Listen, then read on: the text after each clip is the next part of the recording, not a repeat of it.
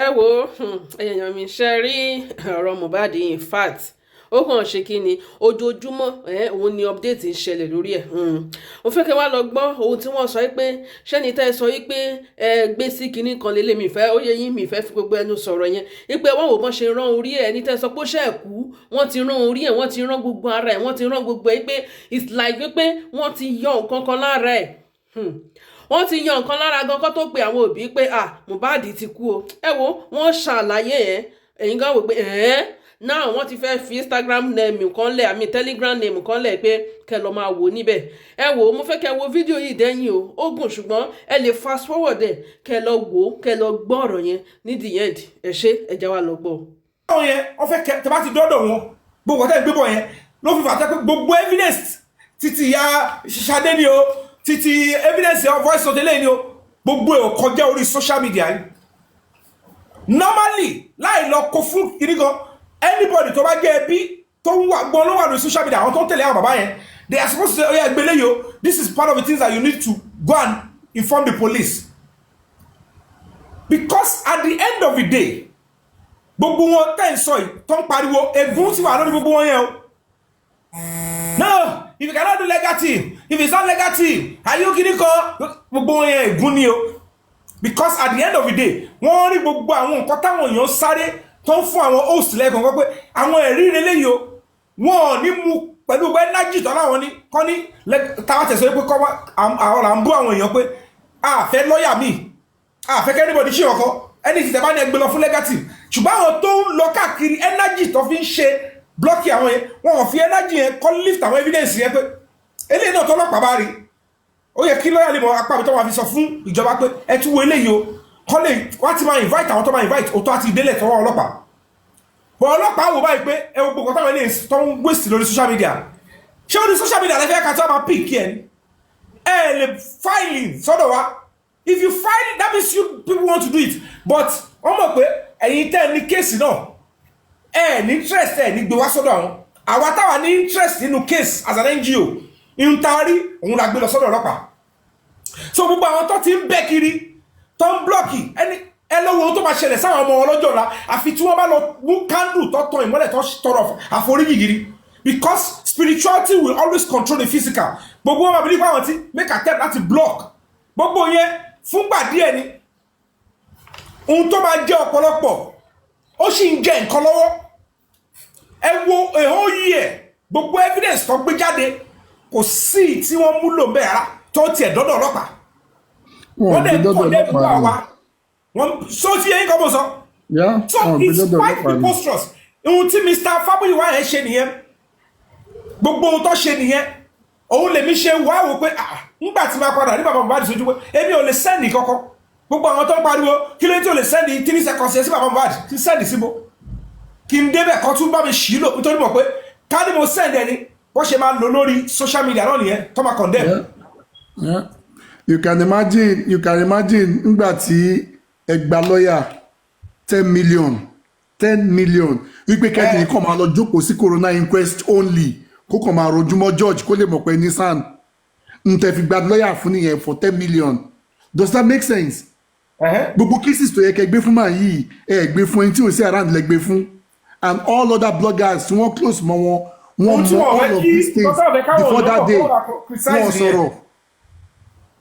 Hello?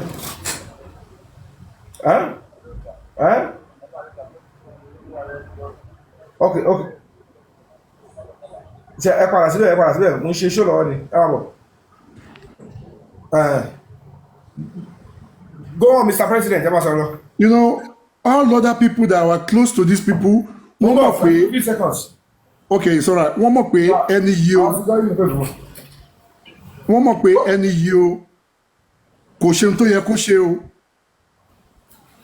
as at then but gbogbo wọn keep quiet wọ́n cover wọn ẹ̀ẹ́dẹ̀fẹ́ ká sọ̀rọ̀ ń pa wọn but simply because wọ́n bára wọn jà lórí pé wáì tó ní kí bàbá pé wáì tó fi dẹ́kàn pé ìgbà yẹn náà ṣe wàá mọ̀ pé lọ́ọ̀yà yóò ṣe nǹkan kan ìgbà yẹn náà mọ̀ pé lọ́ọ̀yà yóò ṣe gbá ìgbà yẹn náà mọ̀ pé lọ́ọ̀yà yóò ṣàgbọ̀n tó fi di pé he must go so gbogbo wọn deceive public because fúnra Power of Anthony ló jáde wá sọ pé initially nígbà tí wọ́n kọ́ fẹ́ gba SAN wípé okay o àwọn ti gbé DNA issue àwọn ti gbé fún san lọ́yà Odúmọ́sù o wípé bọ̀ àwọn lè ti sanwó fún so pé kéèsì yẹn nìkan ni máa yìí máa ṣe then the son will take over every other thing.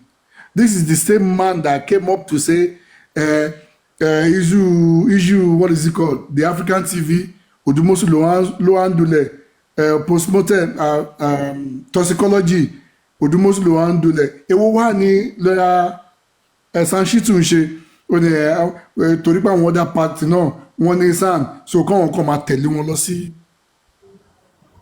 ẹ sọ fún mi ṣé gbogbo other legal team àti legal team on social media ṣé gbogbo wọn mọ àwọn nǹkan yìí and they all kept quiet wọ́n dẹ̀ ń purọ́ fún wa wọ́n dẹ̀ ń purọ́ fún wa until tí wọ́n fall out within themselves wọ́n ṣe wà ń tàṣírí so that tells you àwọn tó wà pẹ̀lú bàbá Mohbad gangan àwọn ni wọn ṣe ohun tó yẹ kán ṣe àwọn ni wọ́n ń delay justice yẹn and like I've said somewhere else pé look à ń pariwo Nigerian government ẹ wo nǹkan tó ṣẹlẹ̀ within last year till now bàbá àwọn wo ló manage bàbá Mohbad àwọn wo ló manage ìyá Mohbad èèyàn ni wọ́n àwọn wo ló wà níjọba èèyàn ni wọ́n nígbà táwọn tó manage ìyá Mohbad ò manage dáadáa àwọn tó manage bàbá Mohbad ò manage dáadáa àwọn èèyàn yìí náà dẹ̀ ló máa fọ́ọ̀mù ìjọba so why are we blaming the government and not ourselves. so ṣé tí yẹn sì pé that is where I have no problem with baba Mohbad o tí understand. máa yí náà ní ọ̀dọ̀ ẹ̀ ní gbogbo nǹkan ti wọ́ wá. but before the only thing tí mo kàn ní pé when I saw his body language I'm like our town risk life ara wa for your own child. Whatever it is, whether anybody likes it or not, Ọlọ́run ọba àti spirit Mohbad ló tí wọn kọ́ fi message mi pẹ̀lú ìgbésẹ̀ tó gbé yẹn. That is it.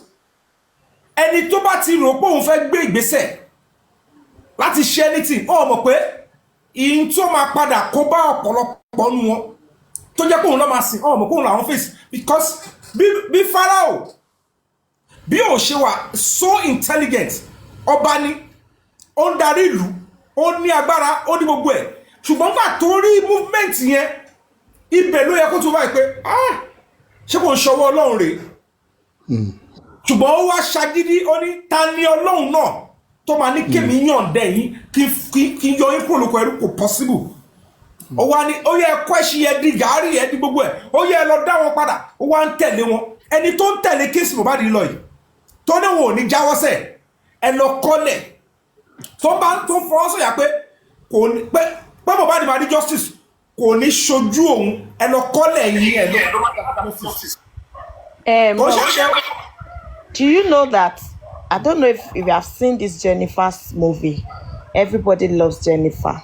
Do you know that your case, especially what you're doing right now, we can liken it to or can be likened to that movie?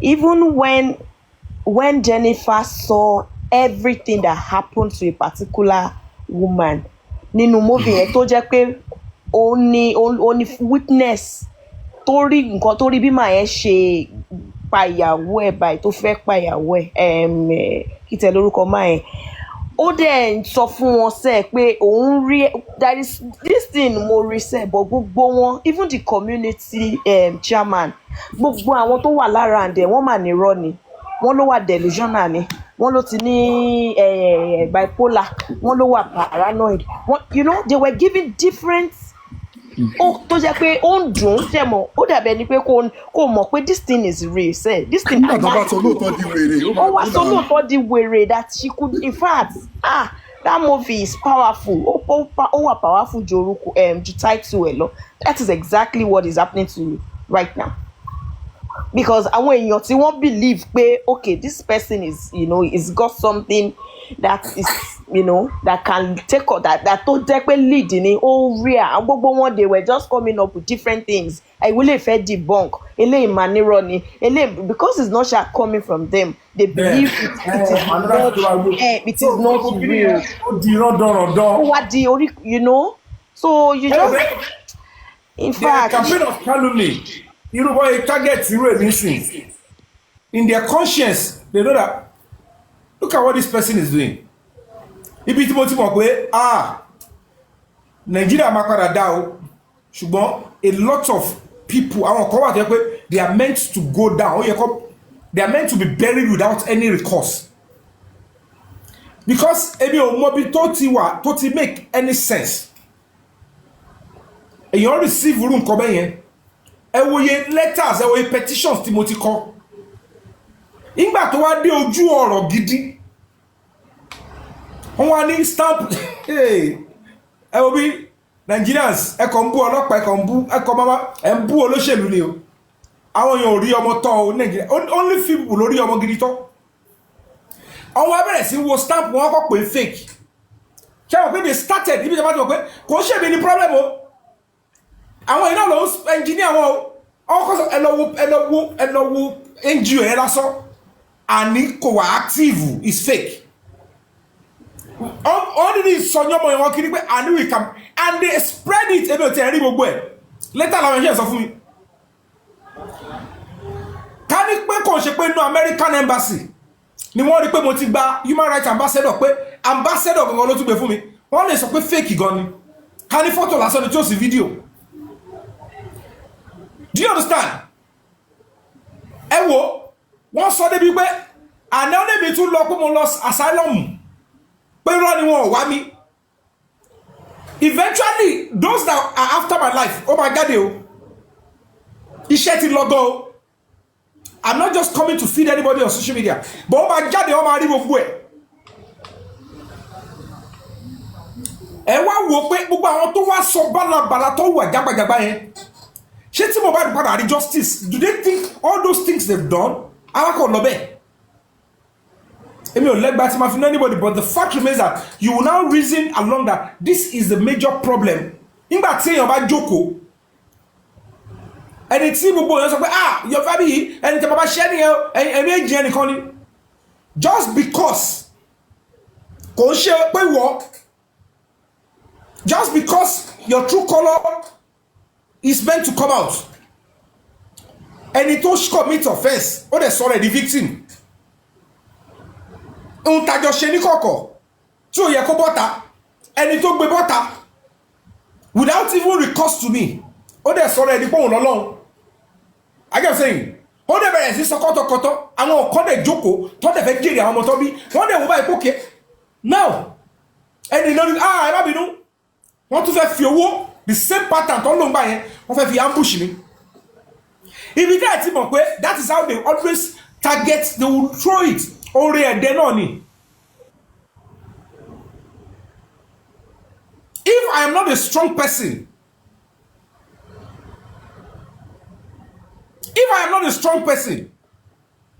it would have been so terrible.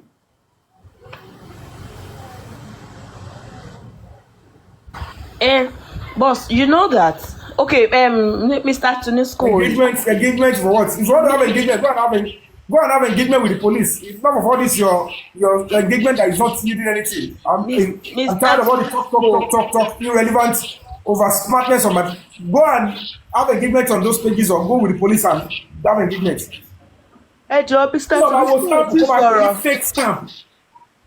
Táwọn kan dẹ̀ jókòó síbẹ̀ ọ̀rẹ́ ẹ wo láti gbà tẹ́ni ẹ ti sọ. The scene. Yeah, mo ń gbọ́ yín o. Mo ní ẹ ti sọ̀rọ̀ pé ẹ̀dẹ̀ ti pẹ́ ń bì ní that's what I'm saying. Yeah, mo wà ní iṣẹ́ ni, but mo ń gbọ́ ọmọ ọdún sọ. So we need to discuss, Mr. President, let's conclude on those things. It is agreed that we should put all those materials in. Mr. Yomi, We should put it in. Àwọn nǹkan tá a gbọ́dọ̀ remind ìlú níjọ́ tí wọ́n ní wọ́n lọ síbẹ̀ wọ́n ní wọ́n rí ẹ̀jẹ̀ wọ́n ní wọ́n rí aṣọ kan ní ẹnu step yẹn tó kún fẹ́ jẹ̀ ṣe rántí. Àtikọ́ tí Madam Sade my own sister I would try. Radisson wọ́n ní àyè fún láti lo projector and PowerPoint. Yeah. So what we try and do is taba collate gbogbo kini yẹn will put it and sequence them. So while I start talking about them or any other person, one man projected, journalists, one man and when they see and hear, kò ṣe deny wọn. Well, àwọn ò sọ̀rọ̀ ń pa aṣọ yẹn mọ́ pé kí ló ṣẹlẹ̀ táṣọ wọn bí kún fẹ́ yẹ. Gbogbo ẹni tó bá ní fídíò yẹn jọ ẹ tag wa pẹ̀lú ẹ̀ àwọn fídíò sí. Fídíò yẹn wà lámpàdì nígbà tí kéèsì yẹn ṣẹlẹ̀. Gbogbo àwọn They can send it via WhatsApp. So can download it. Let's and then go and see a particular storage. Then we'll start video ibi tí Sister Shade àbúrò Mama Mohbad tó ti sọ pé òun rí ẹ̀jẹ̀. It's very important for police to have it now because apart from we playing it at the press conference, it's going to form part of the bundle. Tama bond sunu boya add this abi flash. Tama they send pẹ̀lú petition lọ sọ́dọ̀ ọlọ́pàá. So by so doing, we will be demanding that they should revisit and start comprehensive investigation. So gbogbo àwọn tí wọ́n ti omit tí wọ́n ti ẹ̀ kọ́kọ́ gbé as suspect. Irú Dàmọ́lá yẹn wọ́n gbọ́dọ̀ tún ṣì gbé. So ó máa lọ́pọ̀ irú àdúrà tó ń bá mi sọ̀rọ̀ tí ó fẹ́ sọ̀rọ̀ tẹ́lẹ̀ ó máa láti sọ̀rọ̀ sí ńgbà yẹn. What of where Iyabo said inú ilé ló kú sí?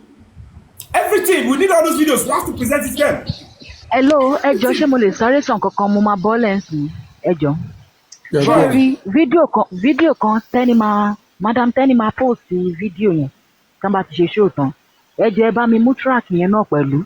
Níbi tí wọ́n ti ń interview bàbá ń gbà yẹn, wọ́n sọ bíbẹ̀ ẹni yẹn sọ fún wọn pé wọ́n pe àwọn pé ọjọ́ Monday ni Mohbad kú. Bàbá did not deny it. Definitely ọjọ́ Monday kú. Alẹ́ ìlà ṣẹ̀ṣẹ̀ gbọ́ fídíò yẹn. Wọ́n dẹ̀ sí láwọn máa bá wa post ẹ̀ síta. So ẹ jọ̀ọ́ tẹ́ bá ti ń ṣe ẹ bá ti ń sọ̀rọ̀ ẹ jẹ́ kó tún máa yé wọn pé even though wọ́n confront bàbá ẹ̀ pọ́jọ́ Monday lọ́mọ ẹ̀ kú, bàbá ẹ̀ ò deny ẹ̀. Even ìyá Mohbad fúnra rẹ̀ sọ pé níjọ́ Monday yẹn tọ́mọ yẹn kú. Ṣé rí ti ìyá Mohbad yẹn tiẹ̀ sílẹ̀ yẹn tẹ̀ sí ń támọ́ra bọ̀ eléyìí clearly ni fídíò yẹn wà ń tà. Madam Tẹ́ni máa post ẹ̀ lẹ́yìn fídíò wọn ẹ jọ̀ọ́ ẹ mú pẹ̀lú. But we also need anybody that can come forward. Gbogbo kini tan sọ yìí. The moment we lay our hand on a serious documentary evidence that Mohbad died on Monday, that is on the 11th, gbogbo àwọn tó wà nílé yẹn they are gone. Tí wọ́n bá ti gbé wọn wàhálà máa ṣẹlẹ̀ ní kọ́ máa ṣẹlẹ̀ lẹ́kùn yẹn. Ẹgbàgbé bóyá ṣẹlẹ̀. Tí evidence gidi bá ti jáde gbẹ̀m wípé ó ti kú láti Monday. Gbogbo àwọn tó wà nílé tí wọ́n bá ti lè sọ tó pa they should be charged for that one. Kò sí no two ways about it. Case it ended because it will be so horrible. Kó wá jẹ́ gbẹ́jọ́ Tuesday lọ́sọ̀ọ́ ẹ̀kọ́ picture ẹ̀ lọ́sẹ̀ wá ń rú lọ. So possible kò ti kú láti Monday kẹ́ wá máa rú lọ níjọ́ kí hospital yẹn bá ti máa jẹ gbèsè. No wọn rú lọ wọn wá act fún wa jọ Tuesday wọn wá act ni. Gbogbo yẹn is a serious crime. As a matter of fact, it's tampering with dead body. Mr. Yomi, that video that I'm telling you, I've already proved it that Mohbad fine on Monday. Video yẹn clear ní ojú bàbá ẹ̀ náà tó tọ́. I'm a musi ni sọpọ amusi, but prove very tell on social media. But for police or the prosecutor to write charges, will they fly? Except ẹni tó wà ńbẹ̀ gangan. Ìkọ́nú àwọn tó wà nílé yẹn tó fẹ́ yọ ara ẹ̀ kúrò nínú ẹ̀wọ̀n àti ilẹ̀ tó ń dà because kò sí ìkọ̀kọ̀ lára gbogbo wọn because if they can do that to Mohbad kò séyàn gidi tó máa padà dúró tí gbogbo wọn yẹn mọ́ láyé. Is it the same lifestyle tí wọ́n sọ? So basically it is important for anybody that was in that house to come out and say, I want to speak my truth before they come for me. Mohbad died on social date. I am a key witness. And this is me. And yet free. I am free. Why they choose to say the second day? What they told us is that they want to call the family, they put it. wọ́n máa stage péjọ́ kejì ló ṣẹ́kù. I will never do that to any human being. I will never pray that is done to me, to my children. But with what is going on, if I keep quiet, if any of them choose to keep quiet, they can't keep quiet forever. The only reason why it will look like they will be keeping quiet forever is because the karma is not visiting them yet. Ìjọ tí karma ìbámu dé, kò lè máa wà lẹ́ẹ̀kan, ó lè máa wà lẹ́ẹ̀mejì, ó lè máa wà lẹ́ẹ̀mẹ́ta, ó lè jẹ́ mẹ́rin àmàdùn máa fún ọ̀pọ̀lọpọ̀ nu wọn. Wọ́n á máa bèrè fún ikú pé àṣekínní ta ṣe ń gbà ẹ̀rẹ̀. But the right thing to do, because the law is coming, the truth is coming. A key evidence that will show Mohbad died on Monday is coming. Wọ́n fẹ́ wọn kọ̀. And the moment that comes out, tí àwọn ọlọ́pàá bá gbé jáde, tó ti bọ́ta or anybody tó bá gbé jáde, that is the end of everybody in the house. That is the end. It's either the public get justice through the police or they engage in jungle justice. And that is the truth.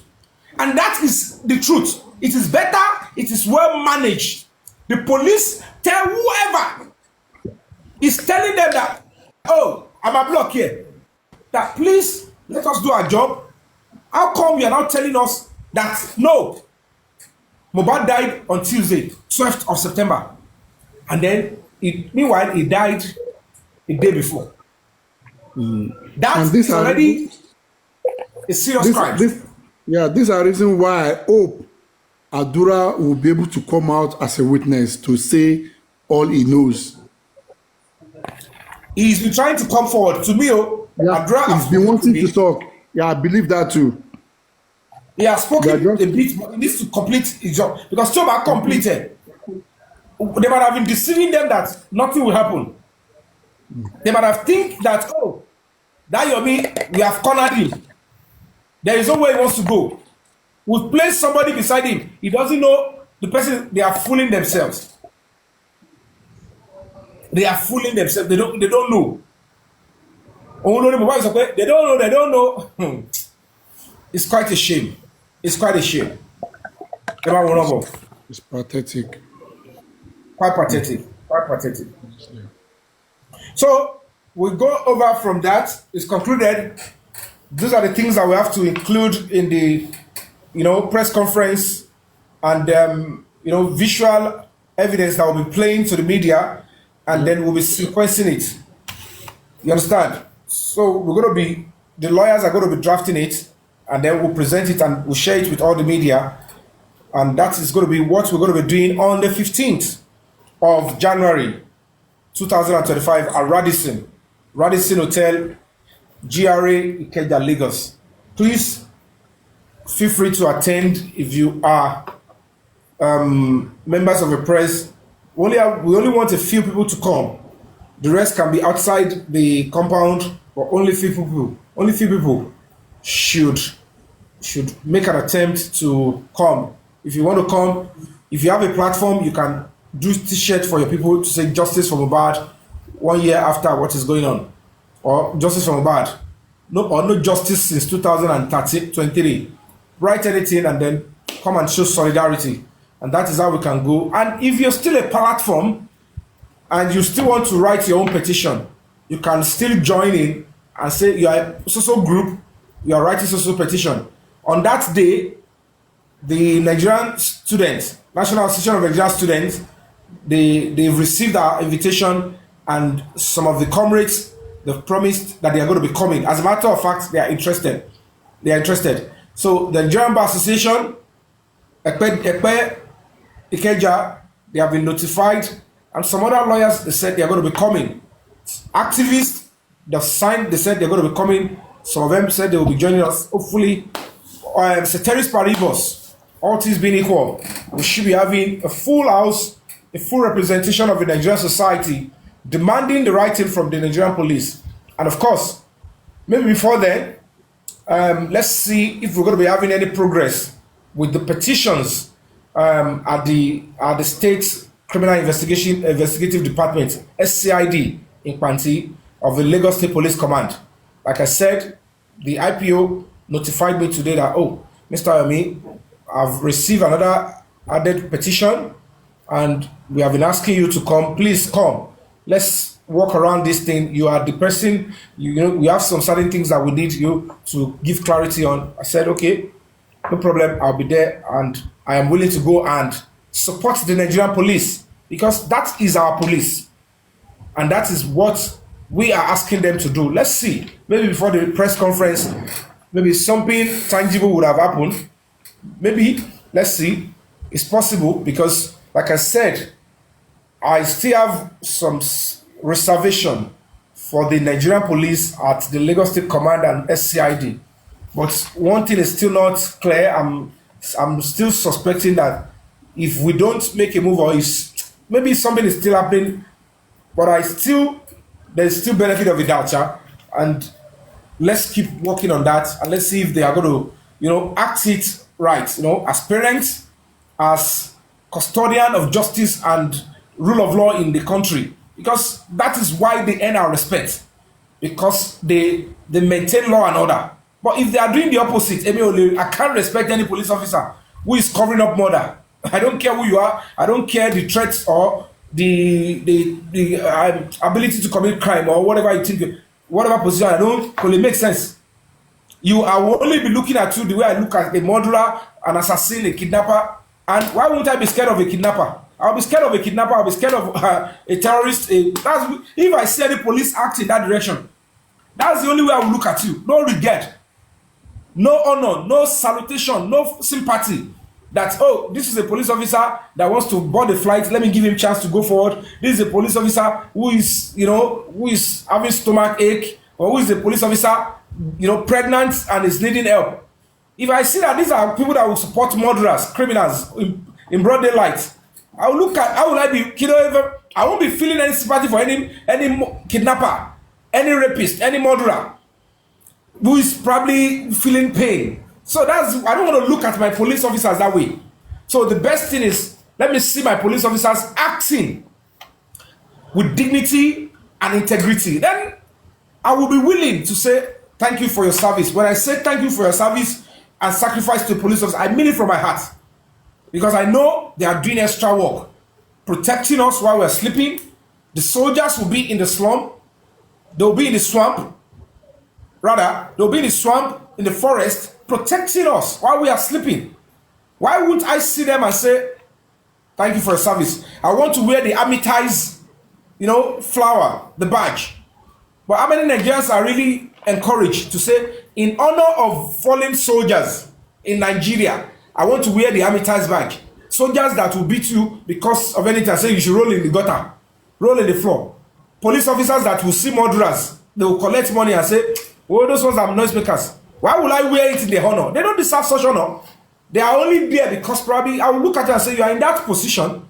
You are in the Nigerian police force because you want to infect and bring curse and shame on the country. That's what you're doing there. But if you're doing the right thing, you're bringing honor. Because if Nigeria will get better, Nigerians must come together and unite in one voice and say, can we for once ask that the police be properly funded? Can we for once fight and say the way Nigerian police are being treated in terms of the welfare is nothing to write home about? They cannot deliver on their mandate if this is the welfare that is available for them, in spite of all their sacrifices. Their children, it's natural for us to say we want a law. First 2 or 3 children of police officers should have access to free medical education from primary to secondary school. Even their children, at least 2, should be getting scholarship to universities. That police officer will know the people are doing well. They've encouraged us enough. We are going to be balanced. Don't come and tell me I'm this and that. They are coming out that murder at the expense of the same public. No. I have a name to protect. Those police officers. But now, do the police officers really have name? The only name they keep messing around, disturbing, staining is the name Nigerian Police Force. They don't care about it. Because their own names, it doesn't really matter again. Nobody cares about where they're coming from, their background. Do we even know where the police officers are coming from? We don't care about their background. So it is easy for them to mess up with that precious name, Nigerian Police Force, because they believe it's not for them. It's not for them. They believe it's not for them. And that is why we need to do all we can to ensure that we stand and fight and say, you know what? For once, Nigerian police is underfunded. Can we all come together as people and say, let us fight for this institution so that those representing us wearing the uniform, they will know it is sacred. They need to protect it. They will know whatever they do with that uniform, the consequence is coming on their children.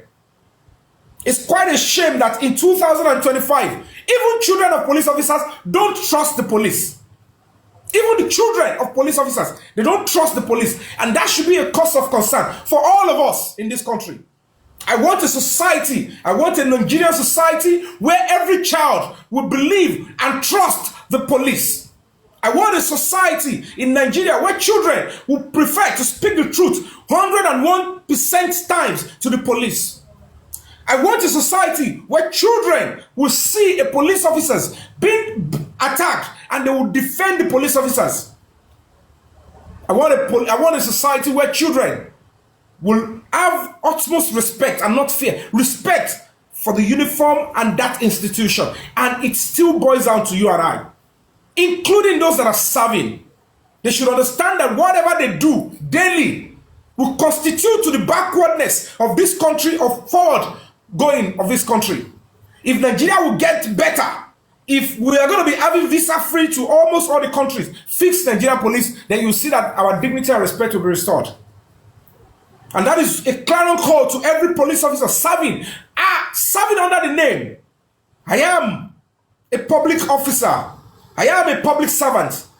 I am a hero, fighting, putting my life on the line for your safety, peace, and justice. That is the dignity they are meant to be protecting. That is what they should see. Their children should look and say, my dad is a police officer. And say, oh, you're doing well. Your dad must have done well for this country. And wherever they come up and say, my dad died in service, such children will receive our honor, not like, oh, it's because of things they do, like covering up, by nonchalance, by collecting money on key things, like more. You can't sweep it. You can't allow the society to see you in that picture that, look at what you're doing. You are indirectly trying to cover up murder. How does that cannot save their children. That can't even save them.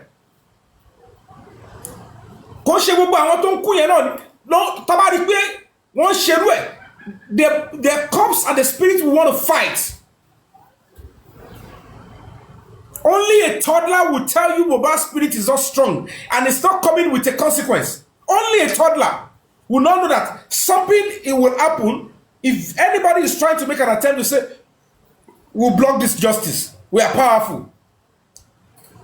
No matter how strong the person influencing is, if God is ready, he will first and foremost take the person away.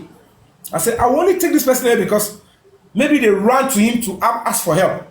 But all of you that you are fearful, and let me show you what fear is all about. It is me, God, that you're meant to fear. Now let me show you. And God will start rubbishing their lives.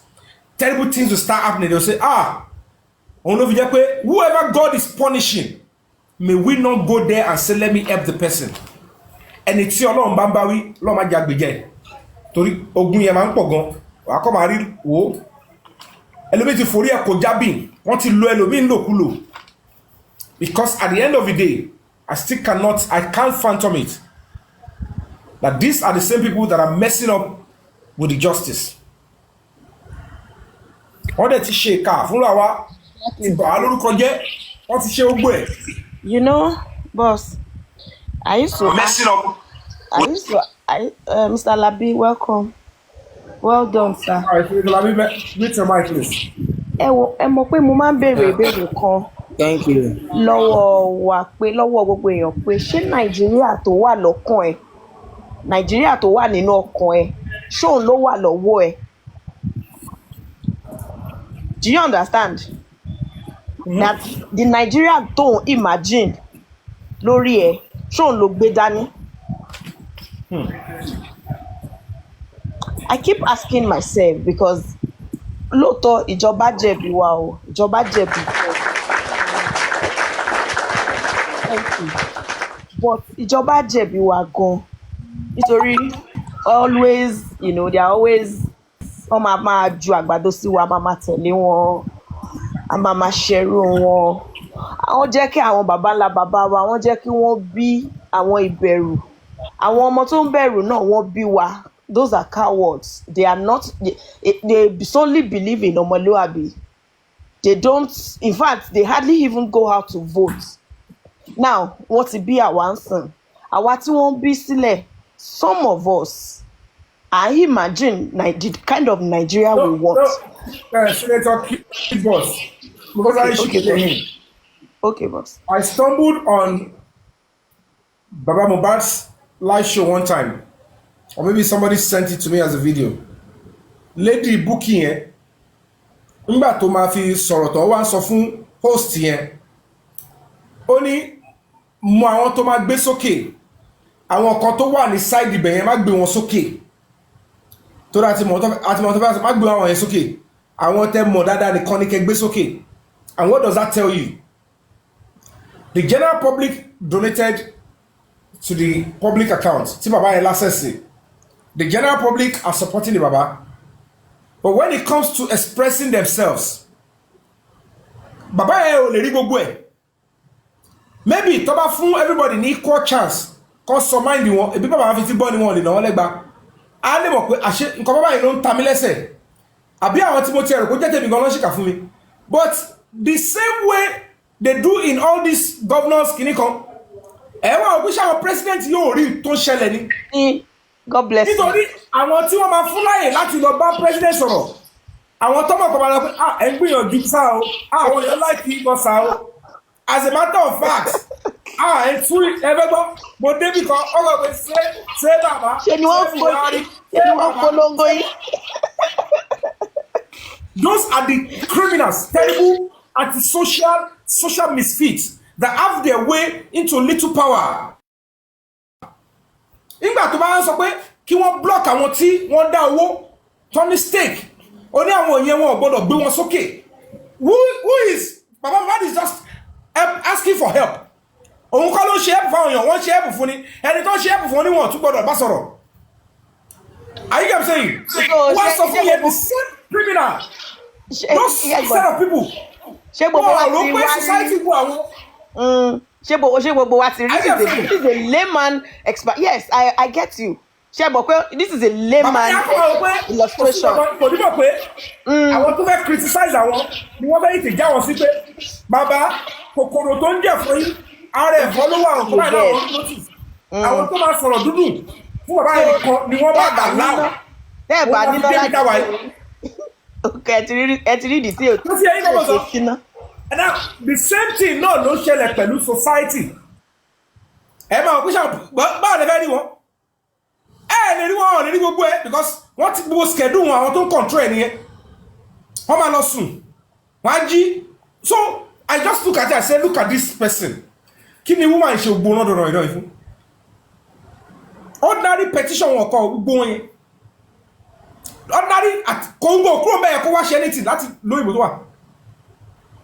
All they want to do is to bring whoever is doing something. Well, majority of them will share big number. What do I make it look like? And you're buying let us go with you send it. So by showing to the lucky better. Who told you that this spirit is operating back to start in come? Pé ẹ kò tẹ̀ kàn sọ̀rọ̀ àbẹ́ sọ pé ẹ̀yin kan kóra yín jọ ẹ fẹ́ lé mi pa yẹn ibẹ̀ yẹn gan ẹ ti dáná sí fuel. Mo ní pé èmi ò ṣe nǹkan pẹ̀lú kí ni mo fẹ́ rí bẹ́ẹ̀ kí ni ò ṣe. Yes, now that's how do you I want this. I choose to do this. I want to do it. Is it according to the law? I follow through. You know now that àwọn èèyàn ti ń jí náà we are not going to blame them obviously for now. Ẹ mọ̀ pé ìṣe ó dàbí ẹni pé bíi pé kéèyàn wà nínú aṣálẹ̀ tẹ́lẹ̀. She get so now everybody on G wọ́n ti ń jí. I can see it honestly. And I'm sure that the kind of Nigeria that fẹ́ amari, ó máa pẹ́ but ó amari, there's no doubt about it. Let's get. Let's start raising. Orí ẹ̀ náà la ṣe dákẹ́ báyìí. torí ẹ̀ náà la ṣe dákẹ́. Ọlọ́run dẹ̀ mọ̀ pé the only thing that tó ṣì ń go far náà sí náà ní internet tó ń jẹ́ kí wọ́n ti fẹ́ wọ́n ti bá wèrè lọ́yọ̀. Because mo kàn gbogbo kí ni yẹn. I get what I'm saying. I get you. Every little constructive I suggested or anything, on my son, the page. Give me your hard up. Do you understand? Well, really understand ni. We're not going to. I want to move in. They don't understand. They don't understand yet, but we're not going to relent. We'll keep talking and we'll keep changing, their orientation. We're going to impact that sense in them because I know that Nigeria for a lot of people love. Okay. Bí bó ṣe ń bí àwọn èèyàn báyìí ni wọ́n ṣe ń kọ́ ọpọlọ wọn lọ. That ọpọlọ you will get it, that sense you get it back by force, by fire. Prince Labi, welcome sir. Let's have you. Well done. No. Good evening, everybody. Sorry, I just managed to come online to answer. Yeah, I can imagine. Welcome. Yeah, sorry. Thank you for having me. It has been an hectic day in which we have been, driving towards justice. And I believe God will give us justice at the end of the day. The situation has not been palatable because of a different story we've been gotten left and right. But we are not going to back down because of any threats or any recommendation or evil recommendation. But so far so good. We've been on our toes to make sure that we put things in place in case of Ilorin case that we are trying to pursue justice, and we appreciate people that have been supporting, from the inception of this case. Mr. Yomi, good evening. I appreciate both your moral support, your financial and physical support. We really appreciate you in fighting for justice for us. I believe, we, like I could keep saying, this is a movement. This is a movement. We have started it, and I believe it's a movement to sanitize, our society, our country, because when one or two people know that no, they will get justice at the end of the day. Others that want to perpetrate such an evil, we sit tight, we think twice before we proceed on it. So it is a campaign.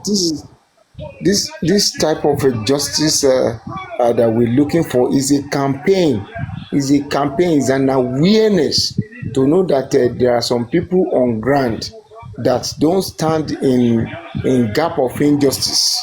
You understand that, if you do what is wrong, they have to make sure that they call you out, you understand, and then you pay dearly, for whatsoever crime you committed, you understand. So, the case we have at hand in Ilorin, we should know that, it's against the Nigerian police, and we know that if we could get justice in that area, it's a signal to other police that want to, do such an act.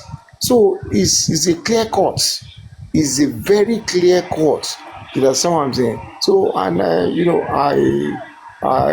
we're still on it. Tomorrow, maybe I should brief Mr. Yomi. I wanted to talk to you privately before. Maybe I should brief you.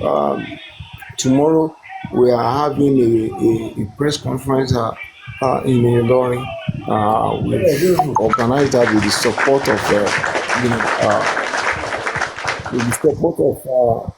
of people who are looking for justice in truth and in fairness. You understand? And we are marching on.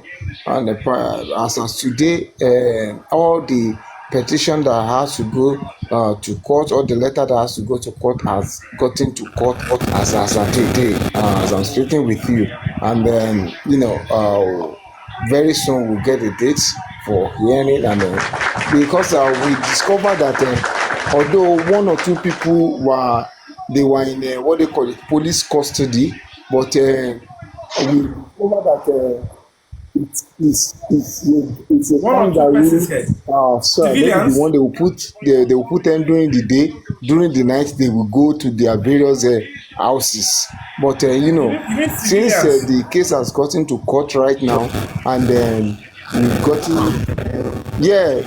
no, the police that perpetrated the evil, no, the police officers that were They've been in able duty to on that detain day. them. They've been able to detain them. So they are in a police cell right now as I'm speaking with you. But one thing that made me skeptical about their stand is that why would police officer that committed the crime be using phone inside cell? Why would they allow that? So we are trying to unravel the mystery. So by tomorrow, after the press conference, I believe that You every said quarter we it. sit tight. They will know that we are on top of the game. But Prince, despite the fact that Prince, yes, we've detected the three of them. The last one that we were trying to. Oh yeah, well, even last night I was talking. Yeah, I can hear you, sir. the point is, what I'll ask you to do is I can hear don't you. don't go into the area of they are using phone, Okay. except they are using the phone to obstruct justice.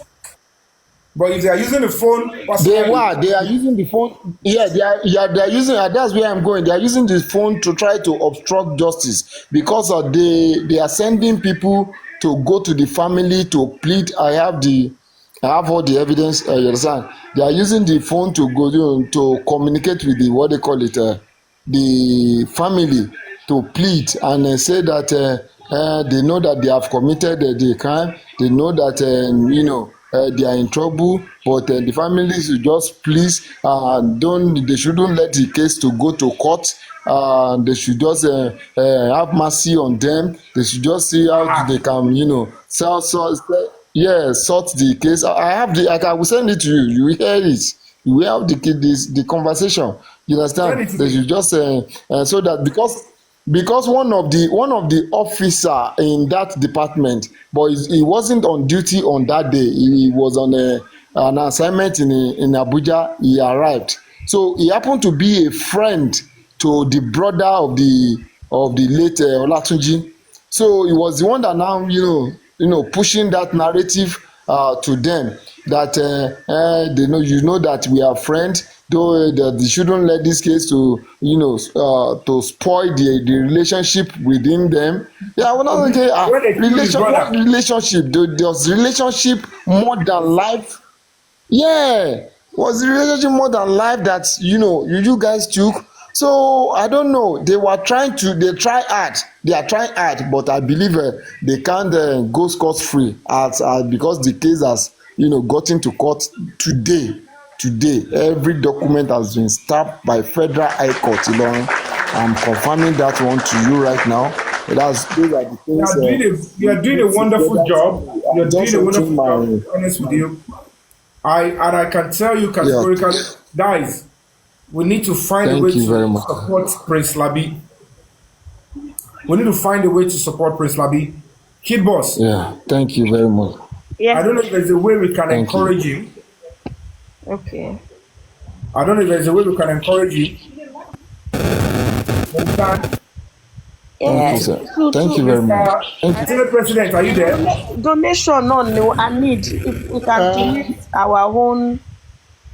Yeah, I'm here because this afternoon, Okay, ní sir. gbogbo ìgbà tí issue yẹn ń ṣẹlẹ̀, I was listening to Olori's platform and I even made some calls to contribute on this issue tí wọ́n ń sọ yìí tí Prince Labi ń sọ yìí.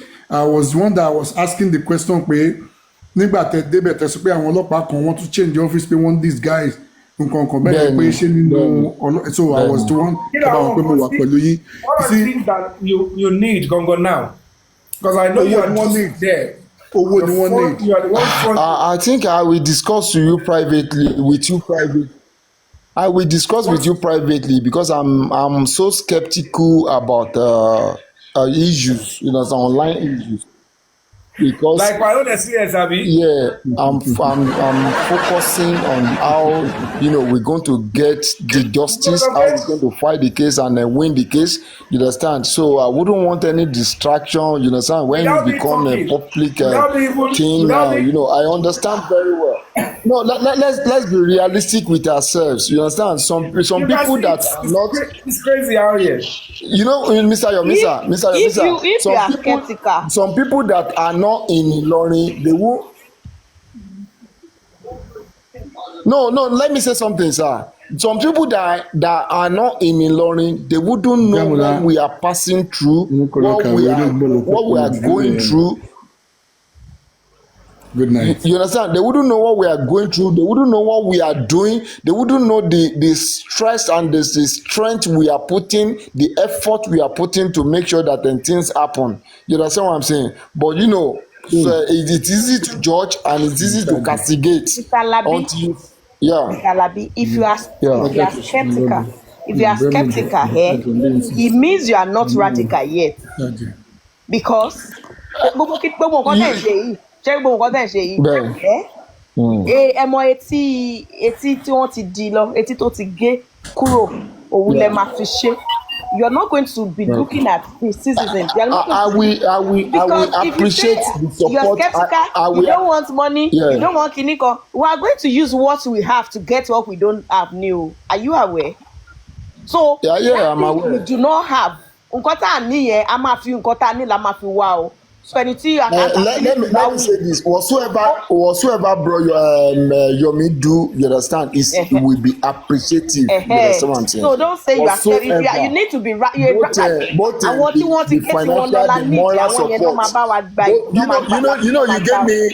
Naija. Bro, Yomi, we spoke last night and you gave me some insights, you understand? And then, I work on this, the inside, and it's really helped me. It really encourage, your encourage goes a long way.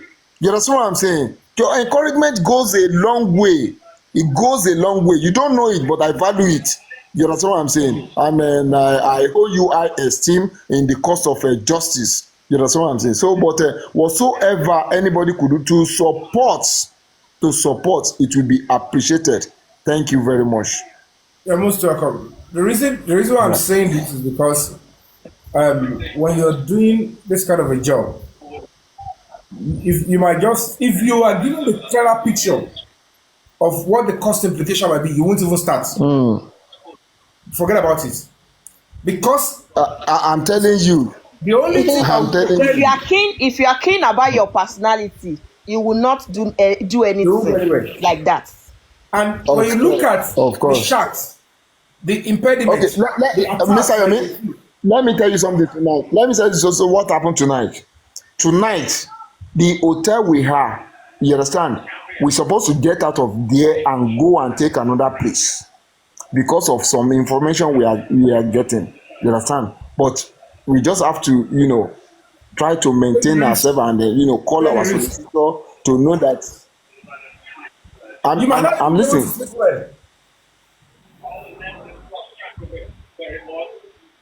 Are you there? Are you safe? Yeah. Right now, yeah. Okay. Yeah. Just watch your six, and understand the fact that at this point, changing of location, a little waste will come in, which you might not even be able to explain because you might pay now, and then you notice movement, and then you have to move. Your life is very important. If you wait for what will people say, and you hesitate a bit, only he who run from a fight lives to what? To fight another day. Ẹni tó bá máa ròyìn ogun kò gbọ́dọ̀ kú sójú ogun tó bá ti kú sí òun ló máa ròyìn. And we live in a terrible world. You know what happened, Mr. Yomi? You know what happened? During in the afternoon when we are trying to look for the last suspect, you understand? They sent a guy and one of the family of that deceased down to somewhere. On getting there, even the guy did not even want to go to that department. He was just trying to say, he has seen them for long, let him just check, maybe the person is still there, not knowing that is the last suspect he was looking. He tried to check in that department. They now told him he's in cell. Immediately he left the place, they began to call. Thank God that 4 of us were in an office. You understand? As they are calling A, immediately once they drop, they will call B, just to confirm, to know what is happening. So at the time we are now trying to call our location to just try to so that they won't be feeling that this place is silent, this place is silent, definitely something is going on. You understand what I'm saying? So those are the things we are seeing. But it's not everything we see in battle we come to public to display. You understand what I'm saying? So, but thank God, we are safe. But all is well. After the press conference tomorrow, by the press, sir, I'm not scaring you, yeah, but you need to brace up because corruption, evil, criminality will always fight back when you fight it.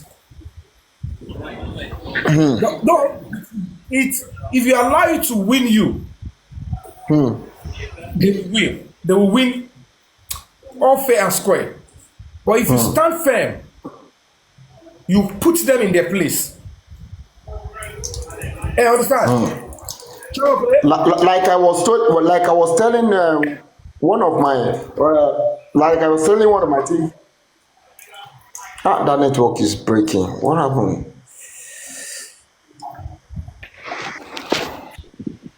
Hello?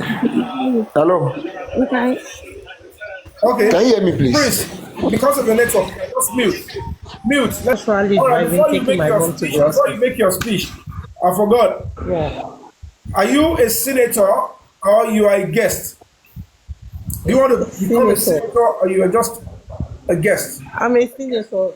You pick Okay, me let's up as induct. a senator. As the We're going to be inducting you now as a senator of Break the Silence as Human Rights Assembly.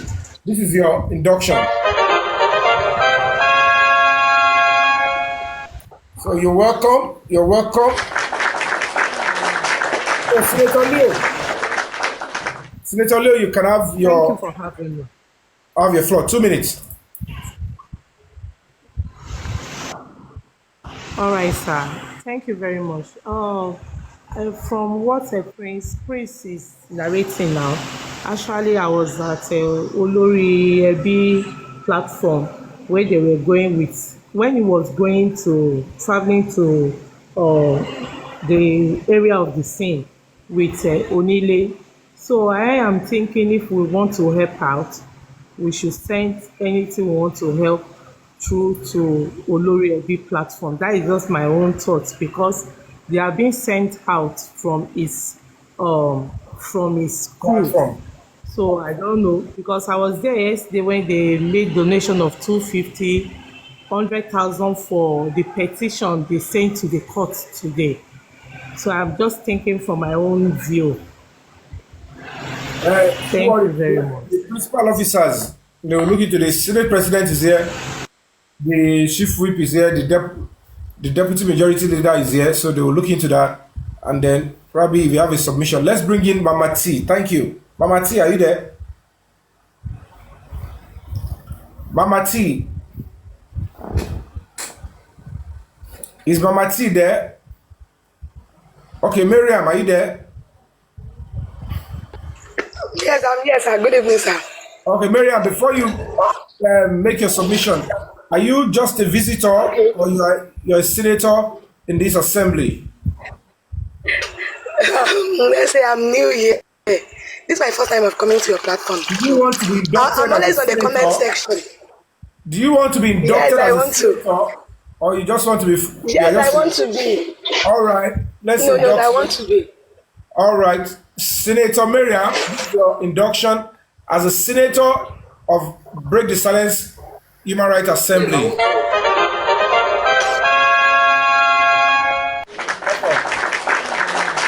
you.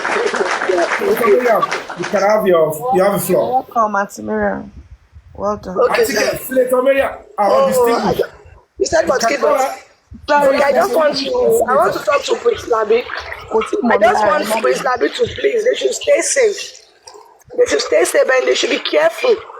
They shouldn't trust any random person that they just meet. And they should keep praying. I know we are going to get a justice. Nigeria is going to be better.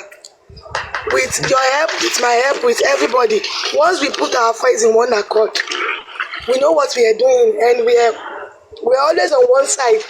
We are looking for justice. We are not doing fracas. And we believe in ourselves. I'm very, very sure that if we come together as one, we start speaking out, we don't let them we don't give them the chance. We don't give them the chance to attack us with anything, or maybe in terms of money or in terms of their word. And we don't need to fear them. We should just pray and we hope in God that Nigeria is going to get better. So only Mr. Labi, they should stay safe. And they should be careful. They shouldn't trust any random person that they just meet. Maybe during their broadcasting, they should be watchful of whatever they are going to eat, wherever they are going. They should be very, very careful. They should please, because I know what they are going to pass through. All these people, they don't want Nigerians to be better. They don't want Nigeria to change. So they should please. They should be watchful. Thank you. They should be watchful. Prince And Fabiyi. whenever they are in the hotel, they should carry people along, like their family. Anything they are doing, they should always make that communication. That communication is very, very important. I'm with you. This is where we are. This is the time that we got here. And I pray for them. The Almighty God will watch over them. Nothing will happen to them. Thank you so much. Thank you. They go safely, they will come back safely. Inshallah. Thank you so much, Senator Miriam. Thank you. Prince Fabiyi, to add to what the distinguished just said, please, number one, Tebati park moto in, check Bobby. Anywhere you park your car, more than 20 minutes or 30 minutes. Check Bobby. Okay, sir. Please ensure tí ojú yóò bá ti sí ńbẹ̀ tẹ́ẹ̀rí bóyá ìjókòó ẹ̀ ń wò lọ́ọ̀kan. See, if the car is out of your sight for more than 30 minutes, please always try and do a check and tighten up if necessary. That is if where you park does not have surveillance. Secondly, please put on the location. No problem, sir. Put on the location of your phones. Locations of your phone. Then the third one, there is I don't know if I'm going to say it here, but there is a device that can be within your body like a tracker. Nobody will know where it is. I get what I'm saying. Okay. You can always get that one if you can, particularly you. I think we need to get that one. And then you link it to somewhere that they can track you. Don't tell, except you have an intelligent team around you. If not, link it to somebody of your family. Don't even discuss details of that tracker with anybody on the phone.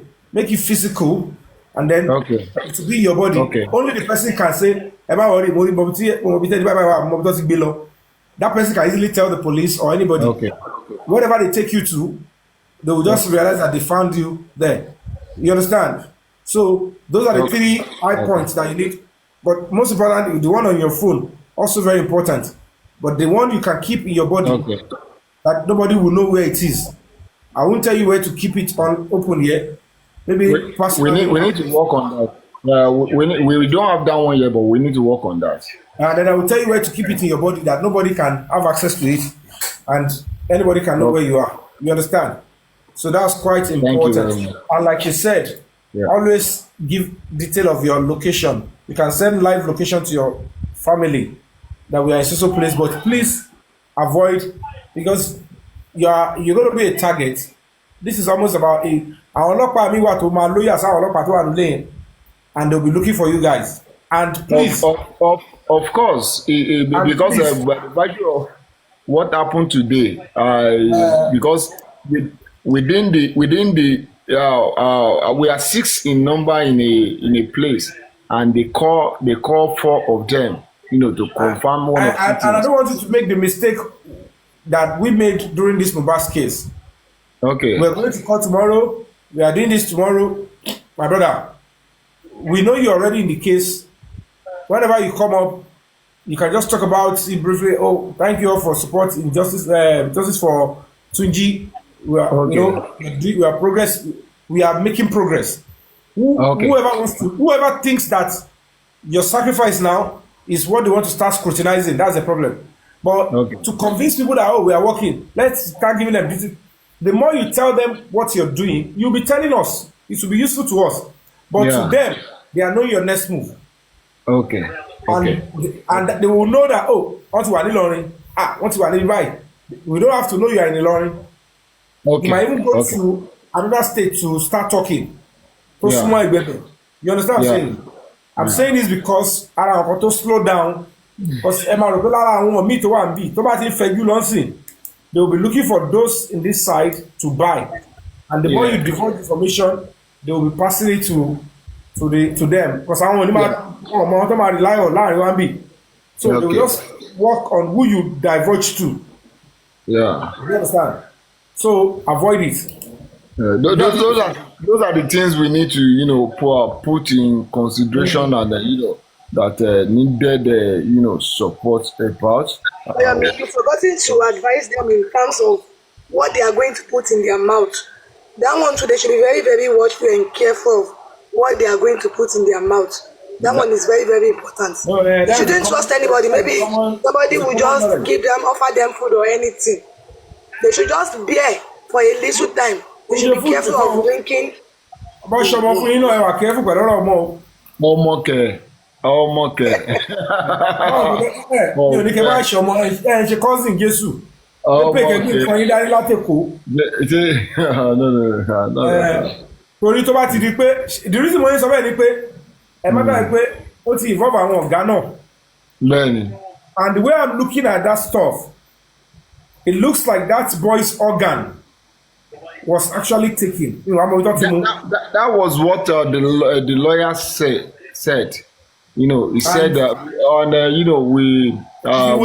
If you will get to the root of it, if you will get to the root of it, yeah.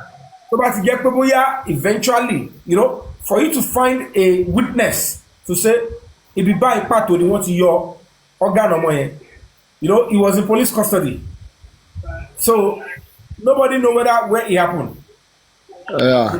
For crying out loud, ẹjọ ṣé ìbẹ̀rù ló máa mú kí àwọn ọmọ aráàlú ká dákẹ́ with such thing? Wọ́n ní ẹni tí ò tí ì ṣíwọ́ owó wíwá kò gbọdọ̀ fi ẹlẹ́wọ̀n ṣe yẹn.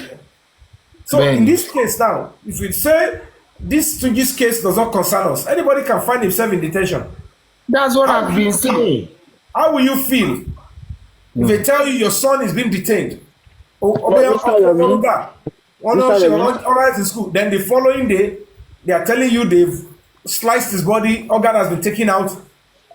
How would that make you feel for the rest of your life? Àwọn kan béèrè question kan lọ́sàn-án lọ́dọ̀ olórí ẹbí pé ṣé organ yẹn tó ti yọ before kí wọ́n ṣe autopsy ni àbí after. Mr. Labi ṣe lè answer question yẹn sir. Organ wo bá wí pé tí bàbá yóò yọ organ ni ọkọ It has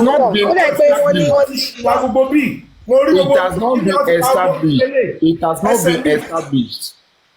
Because àwọn ọmọ ẹgbẹ́ tó bá fẹ́ ṣe autopsy nílà tí wọ́n lára ẹ̀ ni wọ́n ń sọ àwọn ibi tí ojú àpá wà lára ẹ̀ ni wọ́n ń sọ ó lè yàn kán wá sọ pé ẹjọ́ bọ́ọ̀sì èèyàn kan wá sọ pé ó normal pé during the process of embalmment pé wọ́n máa ń yọ àwọn nǹkan kan kúrò lára àwọn èèyàn èmi náà ti rí something like that rí ní general wọ́n máa ń yọ ara wọ́n máa ń yọ àwọn organ. Kid boss, let me say this. Within 6 hours. Presently ní àwọn general hospital àwọn morgue yẹn wọ́n máa yọ organs wọ́n á yọ Kid boss, within 6 hours they've embalmed. without consulting the family. ìyẹn Who ló does burú that? ìyẹn ni with franat pátápátá ẹ mọ̀ pé kò tí àti It's ẹ̀ like ṣe bóyá wọ́n yọ nǹkan ṣẹ́rí kìíní so yẹn. It's like pé wọ́n ti like wọ́n ti threaten bọ̀bọ̀ yẹn kí wọ́n ti wò ó. It's not about that money that is owing them. There is something that they are not telling us. It's like níbẹ̀ community bí secret yẹn. Within 6 hours, they Prince, embalm him without Prince, consulting this the is not a matter family. of the money. Within Prince, 6 hours, òun they ṣọ̀rọ̀ owó embalm the guy without consulting the family. Prince o, òun ṣọ̀rọ̀ owó ó jowó lọ. Prince, kí ló dé tí àwọn I'm with you, email sir. kí ló dé tí ò sí lórí Twitter, Facebook, tí ó bá tẹ̀lé dó sórí Instagram àti TikTok? Well, I'm skeptical of putting it out because maybe they for community guidance or something like that. That's why I'm just. There are some social media app they would not, they won't flag it. And maybe you should ask the lawyer. Violating their rules, oh. They will say you are violating their rules because there's a post that I make yesterday. They said they are not breaking the community You rules. can So they censor said I it should now. appeal.